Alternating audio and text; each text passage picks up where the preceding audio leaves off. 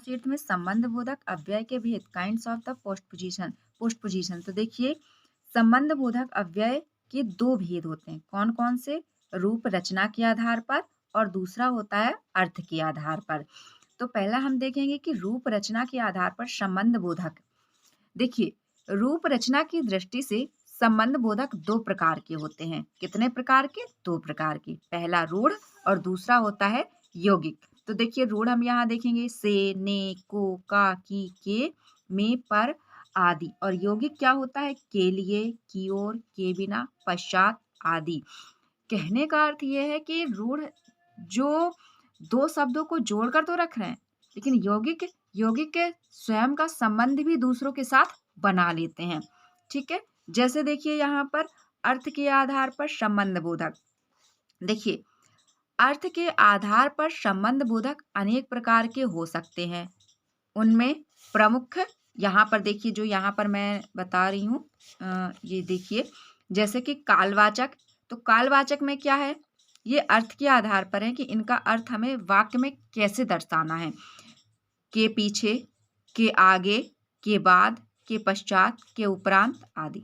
स्थानवाचक में देखिए, में, पर, के आगे, के पीछे, के नीचे, के ऊपर। जैसे कि पेड़ के ऊपर या पेड़ के नीचे, घर के पीछे, के पास, के नजदीक, से दूर आदि। तो ये क्या है? ये स्थानवाचक में आते कि जहाँ पर हमें स्थान दर्शाना हो। दिशावाचक में देखिए, इधर, उधर, की ओर, की तरफ, के पार आदि। उद्देश्यवाचक में के लिए, के हेतु, की खातिर या के निमित्त आदि। विरोधवाचक होता है के खिलाफ, के प्रतिकूल, के विपरीत। जैसे कि मौसम के प्रतिकूल या मौसम के विपरीत। तो इस प्रकार से हमें अपने वाक्य में इन शब्दों के आधार पर दर्शाना होता है कि हम किस विषय पर क्या चर्चा कर रहे हैं। कारणवाचक में देखिए, के लिए, के कारण, के मारे आदि। समानतावाचक में के समान, के बराबर, के तुल्य, की तरह, के सदृश आदि। साधनवाचक में के सहारे, के जरिए, के द्वारा आदि। संबंधवाचक में होगा सहचर बोधक, के संग, के साथ, के समेत आदि।